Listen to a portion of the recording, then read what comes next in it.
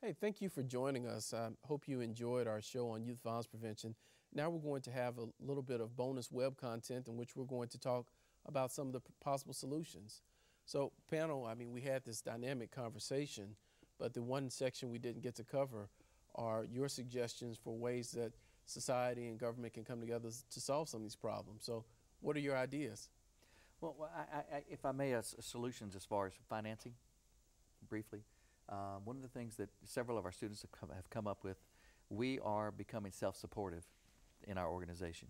And what I mean by that is that we are developing, we've just developed a believe it or not, a salsa that we're putting out. And we're teaching the kids how to create the salsa and make it. And then we're going to be manufacturing this salsa. And we've already got some individuals in stores that are wanting to put this out because they know it's going to help youth. We're also developed candles, scented candles, and the scent chips. And we have kids that are doing the wax molds and all of those things that we're going to be putting out into stores and so forth to be self-sufficient. And we have one more area that we have our eBay area, where we have individuals that donate items to us and give us permission to put those items onto eBay. And we're already averaging about $600 to $700 a week on eBay to help support some of the funding and so forth for our youth programs there at the Outreach Center. So for a solution for funding, you know, I want to share that with other organizations that are out there that could be listening, that it's working. This is working to help us. And could I suggest that that's not just funding, that's also programmatic? Oh my gosh, it's because huge. There's a youth entrepreneurship component to that. That's right. Not only that, you teach them how to run a business and manage a business, market a business, manage inventory, but you're also teaching them some production skills that are useful. That's a great concept. Yeah. My concept is simple, but it's a paradigm shift from what we do now in terms of providing programming. I think that prevention programming is a key to turning things around. And I know that's not generally the way that society addresses problems. We usually address it in the system, the lockup system or court system. But family and youth-focused programs that would have a prevention approach as opposed a prevention intervention. Certainly you can't get in a preventive mode for everything, but prevention and intervention and family-focused programs to in order to change the environment, to make an impact on the environments that families live in and really make true and substantive change. Makes sense. And that would be a great opportunity for you to talk with Ms. Lewis and Dorothy Nails in the city of Little Rock. They have a phenomenal youth violence prevention and youth violence intervention model that has worked for years and worked very effectively. Yeah. What we have to have, Sylvester, too, is we've got plenty of models, and I know Dorothy, and I'm certainly interested in expanding my conversation with the people here on the panel, but we can't do this without funding.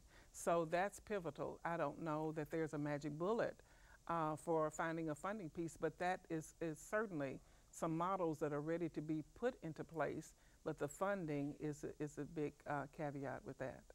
Yeah, the first thing I think about with funding is trying to get this legislation passed for the $5 million appropriation to help after-school programs. That's very, very important. Yes. So if we can get that passed, that's the first thing that comes to my mind about the funding. That's automatic right there. And I agree with her about the prevention program. I would like to see more domestic violence prevention programs.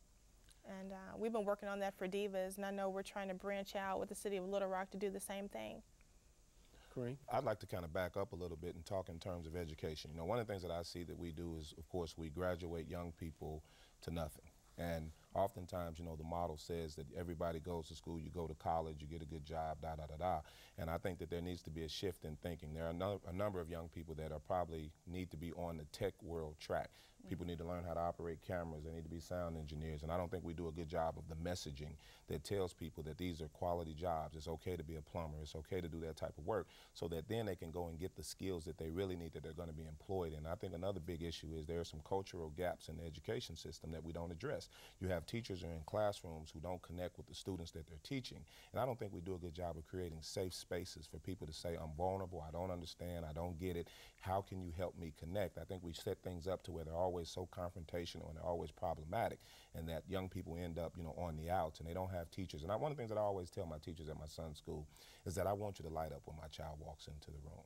You know, and I think that's kind of a fundamental educational question that needs to be asked all across the country, and so that you're going to inspire that kid to learn, you know, and then once they get that, I think you start to put things in front of them that are really going to make them move in a direction that's going to produce a quality outcome. And so I'm just, you know, from a big picture perspective, you know, I think that's one of the things that I think would move the equation across the board. And another piece is, you know, I know some of the guys that I work with that are either coming back from prison or have lived destructive lives, the light bulb has now come on, and they realize where they went wrong, and they're going to be better than anybody at teaching, educating, going back and saying, okay, this is something that would have reached me. This is something that would have helped me to kind of recalibrate and get my life on track. And it's always amazing at how those guys connect with the next generation of convicts. Because you can spot them. You can, you know, I know me, and I'm sure, you know, you folks can too, that after you've been in this business for a while, you can tell when the kid is heading in the wrong path. But, you know, most people won't be honest and they won't call it what it is. But a lot of times, you know, when you're dealing with guys who've already felt the real pain of being locked up in the back of a penitentiary, then they know they don't have those qualms. And they come out and they talk to these guys.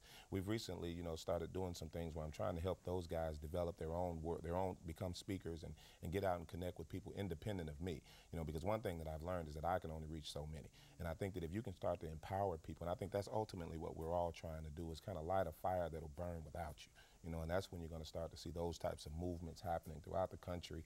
And then you're going to see other people kind of reinventing themselves. You know, one of the goals that I have at the network is to have the 250 to 300 guys that I impact go out and impact 250 to 300 guys that I don't even know about, and then let that thing spin out of control. Well, hey, that's our time. I thank you again for joining us, and I think that's an appropriate ending for us to try to light a fire that'll live beyond you. Thank you so much for joining us. We'll see you next time.